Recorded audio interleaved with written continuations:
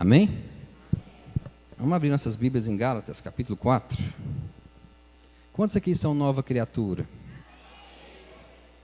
A Bíblia fala que nós somos nova criatura. Nós somos novas criaturas. Que as coisas velhas Fala assim, as coisas velhas se passaram. E tudo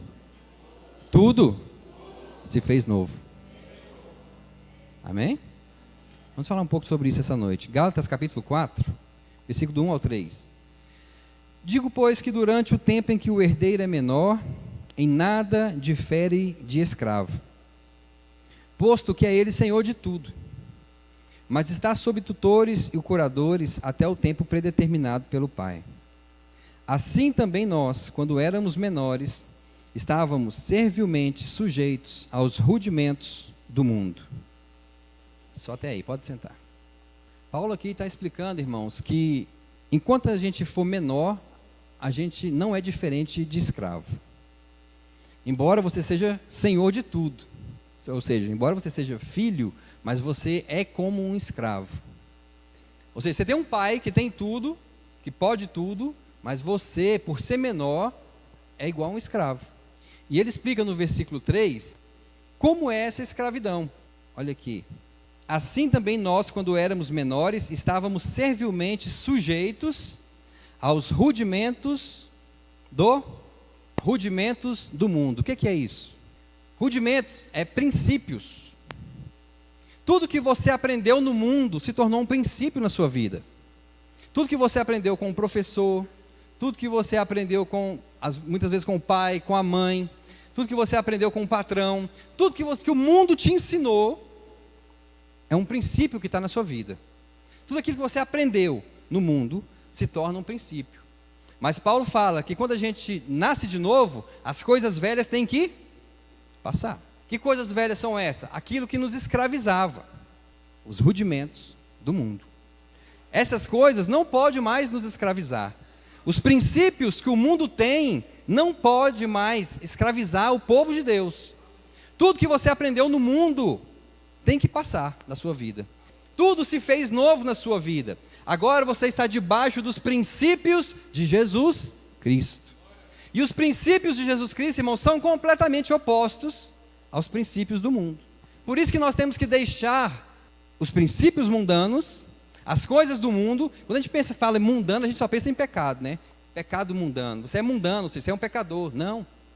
Coisas que você aprendeu lá, irmãos, mas que é contra a palavra de Deus, é coisa mundana. Vou dar um exemplo. Crer que o nosso sustento é o nosso salário. Não é isso que a gente aprende lá? Eu preciso trabalhar para sustentar minha família. É isso que a gente aprende do mundo. Um princípio do mundo. Eu preciso sair de casa, eu preciso trabalhar, eu preciso conseguir o pão de cada dia. Mas Jesus ensinou que o pão de cada dia vem de quem? De Deus. Então eu vou ficar em casa esperando o pão de cada dia? Não. O pão de cada dia vai vir do Senhor, ou seja, você vai trabalhar, mas você vai crer que o seu sustento não vem do seu salário, mas ele vem de Deus. Então esse tipo de coisa está todo o tempo nas nossas vidas hoje. Por exemplo, você chega no hospital, você está com sintoma no seu corpo, e o médico fala, você está com isso, está com câncer, por exemplo. Mas o princípio bíblico que Jesus nos ensinou, não só está lá em Isaías, mas Jesus também falou, está lá em Pedro também, que Cristo levou sobre ele todas as nossas doenças e enfermidades. Só que a gente acredita em quem? No médico. Princípio do mundo. A nossa fé está baseada nas coisas que nós aprendemos no mundo, e não nas coisas que nós aprendemos de Deus. A nossa fé está naquilo que nós vemos, e naquilo que nós sentimos, e não naquilo que nós estamos ouvindo Cristo falar. E não nos princípios que Cristo está nos ensinando. Cristo está ensinando muitas coisas para nós, só que a gente prefere viver uma vida natural. E os rudimentos do mundo, olha só no versículo 8, o que Paulo fala? Versículo 8 e 9 de Gálatas 4. Outrora, porém, não conhecendo a Deus, servíeis a deuses que por natureza não são. Ele está falando o seguinte, vocês quando não conheciam a Deus, vocês serviam a deuses que não são deuses. Versículo 9, mas agora que conheceis a Deus, ou antes sendo conhecidos por Deus, como estáis voltando outra vez aos rudimentos fracos e pobres, aos quais de novo quereis ainda escravizar-vos? Como é que você, que aceitou Jesus, que nasceu de novo, quer ficar debaixo dos princípios do mundo? Como é que você quer ser escravo dos princípios do mundo novamente? E ele fala que os princípios do mundo são pobres e são fracos. Fala assim, os princípios do mundo são pobres e fracos.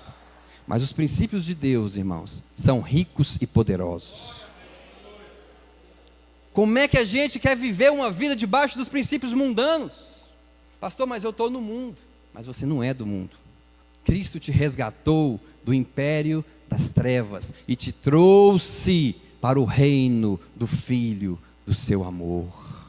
Você não está mais no império das trevas, agora você está no reino de luz. O princípio que te governa agora, irmão, são outros. E são esses princípios que nós precisamos aprender. E aprender como? A palavra de Deus. Aleluias. Nós precisamos aprender esses princípios. Quantos querem aprender princípios poderosos? Quantos aqui são curados? Isso é um princípio poderoso na sua vida. Mas você precisa crer. Mas como que eu vou crer se eu estou sentindo? Você não vive pelo que sente, você vive pelo que crê. Aleluias. É isso que nós, igreja, precisamos aprender a andar. Andar no Espírito é andar na palavra. Isso é loucura, irmão, para o mundo. Talvez alguém aqui que tenha a mente completamente ainda mundana vai falar assim, esse pastor está louco. Mas Romanos, capítulo 12, versículo 2 fala, não vos conformeis com este mundo, mas transformai-vos pela renovação do vosso entendimento. Como é que eu vou ser transformado? Quando a minha mente for renovada. Você recebeu no mundo uma mente mundana. Você encheu a sua mente com coisas mundanas. Só que agora a sua mente precisa ser renovada. A sua mente agora precisa ser esvaziada das coisas do mundo e preenchida com as coisas de Deus. Aleluias. Você agora precisa ser cheio das coisas do Espírito. Viver uma vida espiritual. Abram em Colossenses 2, capítulo 6. Um pouquinho para frente só. Do 6 até o 8. Colossenses 2, do 6 ao 8. Ora, como recebestes Cristo Jesus, o Senhor, assim andai nele. Se você recebeu Jesus Cristo, ande nele. Nele radicados e edificados e confirmados na fé, tal como fostes instruídos, crescendo em ações de graças, cuidando que ninguém vos venha a enredar com a sua filosofia e vã sutileza, conforme a tradição dos homens, conforme os rudimentos do mundo e não segundo Cristo. Versículo 8, ele está falando, cuidado que ninguém, cuide, irmão, para que ninguém venha, ele fala aqui, te enredar, te prender com rudimentos do mundo. E as coisas de Deus, irmãos, são loucura para o mundo. Cuidado para que as pessoas não estejam colocando na sua mente princípios do mundo. Mas você precisa ter princípios espirituais. Pastor, mas como é que eu vou ter princípio espiritual? Aprendendo a palavra de Deus. Não é na frente de uma televisão. Não é na frente de uma novela. Muitos só querem vir para a igreja de domingo. Como é que a mente dessa pessoa vai ser transformada? Como é que a mente dessa pessoa vai ser renovada? Como é que os pensamentos que eram errados vão sair e vão entrar pensamentos certos? Como? Se eu estou aprendendo na frente de uma televisão princípios mundanos, coisas que o mundo está ensinando. Se a minha vida é ficar na rodinha no meio dos ímpios, no meio dos escarnecedores, se o meu prazer é estar com as pessoas ímpias e mundanas, conversando o que elas falam, falando o que elas falam. Paulo falou assim, quando eu era menino, eu agia como menino, ou seja, eu agia de acordo com o mundo. Eu pensava como menino, ou seja, eu pensava de acordo com o mundo. E eu falava como menino, eu falava de acordo com o mundo. Mas logo que cheguei a ser homem, deixei as coisas de menino. Você quer saber se você é adulto ou criança na fé? É se a sua vida está debaixo de princípios cristãos, princípios espirituais, ou se a sua vida ainda está debaixo de princípios naturais, ou se você ainda está vivendo conforme esse mundo. Irmãos, não tem nada de errado em você ter uma profissão, não tem nada de errado em você estudar, Eu já falei muitas vezes que a Keila e eu queríamos ter um filho, e nós conseguimos depois de 18 anos de casamento. Mas uma vez chegou um cliente meu lá na empresa e falou assim, eu contei a história nossa para ele. Ele perguntou se eu tinha filho, eu falei que não. Aí ele falou assim, rapaz, você vai nesse médico aqui. Eu falei, tá bom. Ele falou, você vai lá e vai dar certo. E eu comentei com a Keila, nós pegamos o nome do médico e fomos lá nele. E lá ele sentou com a gente, pediu um monte de exame para a Keila fez os exames, levou tudo para ele. Chegando lá, ele analisou os exames, tudo, e falou assim, você vai ficar grávida daqui 3 meses. Aí a Keila tentou argumentar, né? Não, doutor, mas não é assim, eu tenho 17 anos que eu estou, sabe, tentando, as coisas não é fácil desse jeito. Tentando argumentar com o médico. Aí o médico virou para ela e falou, sabe o quê? Você não tem fé, não? Irmãos, não tem nada errado em você ser um médico, mas seja um médico ungido. Não tem nada de errado em você ser uma enfermeira, mas seja uma enfermeira ungida. Não tem nada de errado em você ser um advogado, mas seja um advogado ungido. Não tem nada de errado em você ser um vendedor, mas seja um vendedor ungido de Deus. Seja um homem ou uma mulher com os princípios de Deus na sua vida. Que sejam esses princípios que te governem. Que sejam os princípios do Senhor que estejam agindo na sua vida e governando você. Que não seja conforme você aprendeu com o professor na faculdade. Que não seja conforme as pessoas têm falado que você tem que fazer, mas que seja conforme Deus fala para você fazer. Aleluias. É assim que nós temos que ser. Pastor, irmão, seja até um desempregado, mas seja um desempregado ungido. Para de andar, irmãos, conforme o mundo quer que você ande. Olha o que Paulo falou. Abram aí em Filipenses, capítulo 3. Capítulo 3, versículo 2 até o 9. Ele diz assim: acautelai-vos dos cães, acautelai-vos dos maus obreiros, acautelai-vos da falsa circuncisão. Porque a circuncisão somos nós, que servimos a Deus em espírito, e nos gloriamos em Jesus Cristo. E não confiamos Para de confiar em você, irmão. Porque o professor te ensina que ele vai te capacitar para que você confie em você. Não é isso que ele te ensina? Mas Jesus te ensina a confiar nele. Continuando, versículo 4. Se bem que eu poderia até confiar na carne, ou seja, ele falando aqui, eu poderia confiar em mim. Se algum outro julga poder confiar na carne, ainda mais eu. Aí ele começa a falar as coisas que ele era, olha só. Eu era circuncidado ao 8º dia, da linhagem de Israel, da tribo de Benjamim, hebreu de hebreus. Quanto à lei, fui fariseu. Quanto ao zelo, persegui a igreja. Quanto à justiça que há na lei, fui irrepreensível. Mas o que para mim era lucro, passei a considerá-lo como perda. Irmão, sabe tudo que você é? Considera por perda. Ah, mas eu me formei, foi 5 anos na faculdade. Considera perda, irmão. Ah, mas eu são tantos anos na minha empresa, trabalhando, aprendendo a gerenciar as coisas, a perder. Considera como perda. Ah, mas eu sou professor há tantos anos, eu dou aula tão bem, meus alunos todos gostam de mim. Considera como perda.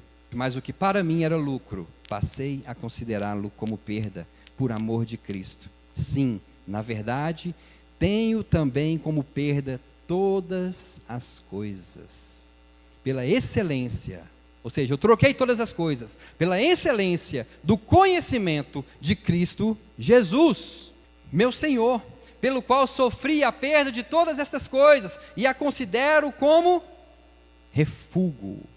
Em outras traduções fala, considero como esterco, ou melhor, considero como cocô de vaca. Tudo que eu aprendi, eu considero como esterco.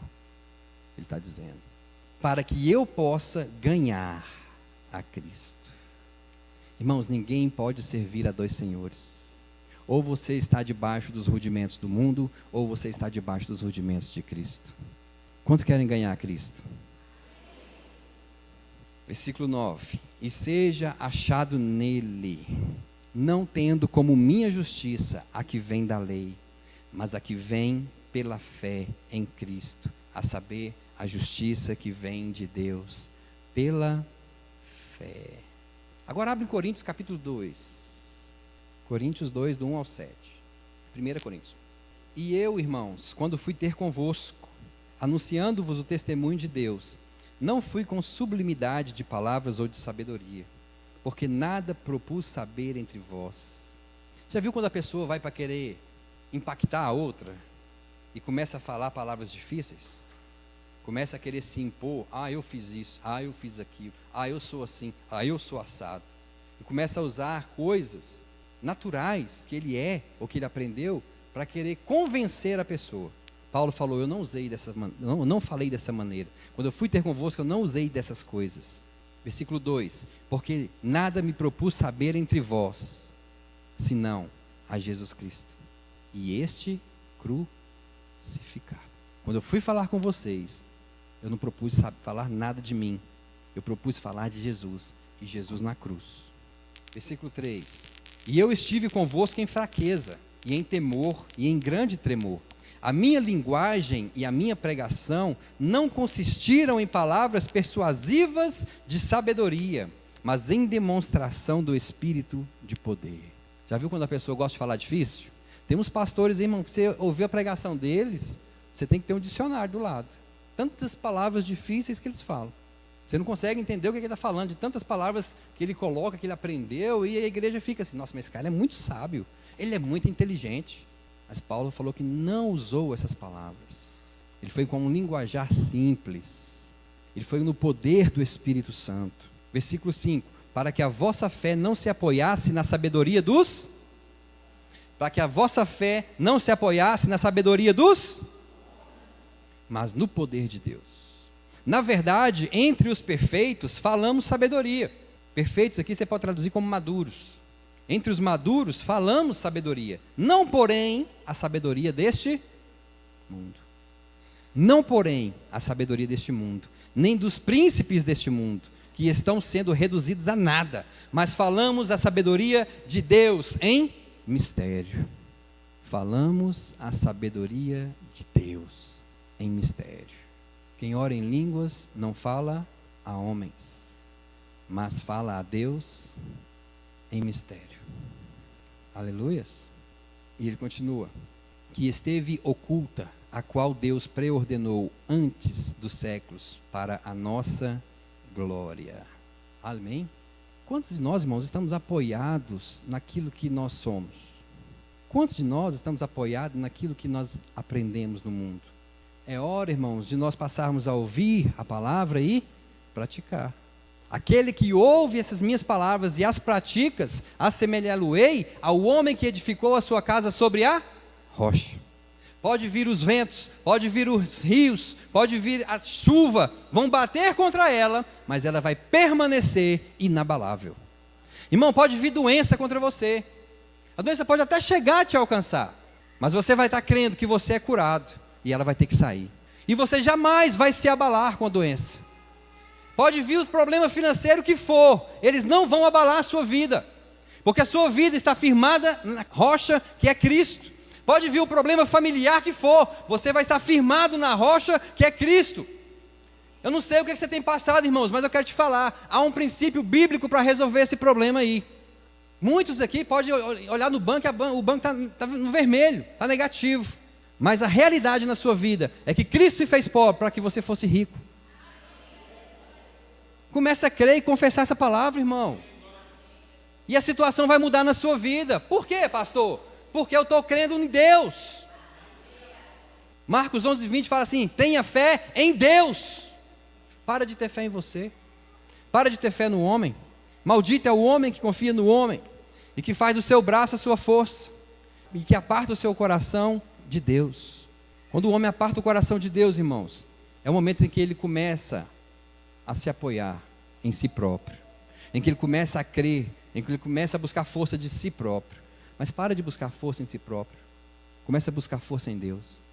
Paulo falou assim, eu me glorio nas minhas fraquezas, porque quando eu estou fraco, então é que sou forte. Agora você está chorando da sua fraqueza? Sou um pobre, miserável. Irmão, hoje uma mulher, eu vou falar aqui, hoje uma mulher pediu para morrer. Ela falou assim, por que eu não tenho um infarto? Sabe o que aconteceu com ela? O demônio entrou nela na mesma hora. Na mesma hora. Porque pessoas estão crendo naquilo que estão vendo, pedindo para morrer. Para de pedir para morrer, irmão. Irmão, para que você quer R$1 milhão? Se você tem um Deus do impossível. A sua confiança está no dinheiro ou está nele? Irmão, desce do barco. Comece a andar sobre as águas. É hora de nós, igreja, começarmos a andar sobre as águas. É hora das pessoas entrarem na igreja e ver um povo diferente. É hora das pessoas conversarem com você na sua casa e ver que você é uma pessoa transformada. Agora tem pessoas, irmão, você conversa com elas, você sabe que elas é mundana. Não, mas eu sou crente. Mas você só fala coisa do mundo, você só fala coisa ruim, você só crê no mal, você só crê que vai acontecer o pior para você. Você não tem Deus, não. Fala assim, eu vou negar a mim mesmo. 1 Coríntios ainda, capítulo 2, versículo 12 até o 14, fala assim: ora, nós não temos recebido o Espírito do mundo. Vou ler de novo. Ora, nós não temos recebido o Espírito do mundo, mas sim o Espírito que provém de Deus. Para quê, pastor? A fim de compreendermos as coisas que nos foram dadas gratuitamente por Deus. Para que você recebeu o Espírito de Deus? Para compreender as coisas que te foram dadas gratuitamente por Deus. Para isso que você recebeu o Espírito Santo. Versículo 13. As quais também falamos, não com palavras ensinadas pela sabedoria. Irmãos, isso que eu estou falando aqui, sabedoria humana nenhuma vai te ensinar. Em lugar nenhum. Lugar nenhum.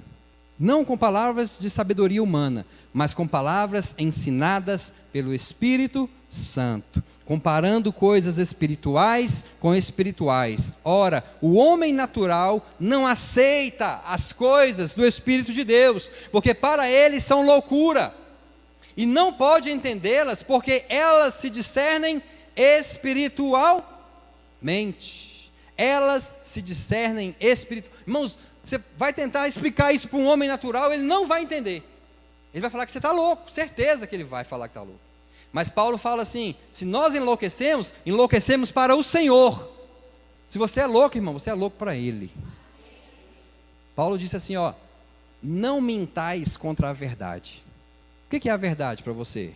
É o que você aprendeu no mundo, ou a verdade é o que Cristo ensinou?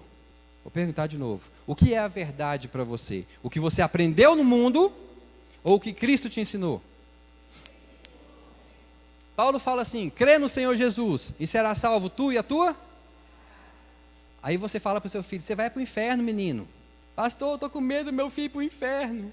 Irmão, coloca a sua fé no que a palavra te fala. Começa a crer que teu filho é salvo. Começa a crer que a tua filha é salva. Mas minha menina está perdida, pastor, está no fundo do poço. Não importa, Deus vai lá e resgata. Mas cadê a sua fé, irmão? A fé é um princípio rico e poderoso. Tudo te foi dado pela graça, só que você só alcança essas coisas mediante a fé. Somos salvos pela graça, mediante a tudo, irmão, você recebe de Deus pela graça, mediante a fé. Comece a crer na palavra do Senhor para você, igreja. Comece a crer que você é suprido, que nada vai te faltar. Comece a crer que Deus não vai deixar faltar o pão de cada dia. Comece a crer que não vai te faltar um emprego. Comece a crer que não vai te faltar nada. Porque Deus tem para você. Você é filho dele. Você é filha dele. A gente não deixa faltar nada para os filhos. Por que você acha que Deus vai deixar faltar para você? Para de se apoiar, irmãos, na sua sabedoria. Para de se apoiar na sua força. Pare de se apoiar na sua inteligência. Amém? Glória a Jesus. Você é curado. Você é liberto. Você é rico. Você é próspero. Você é santo. Você é justo. Amém? É o que a palavra de Deus fala ao teu respeito. Não sou eu que estou falando. Porque se fosse eu, irmão, era rudimento do mundo. Mas é a palavra que fala para você. Vira para o irmão que está do seu lado e fala assim, meu irmão, para de mentir contra a verdade. Amém? Glória a Jesus.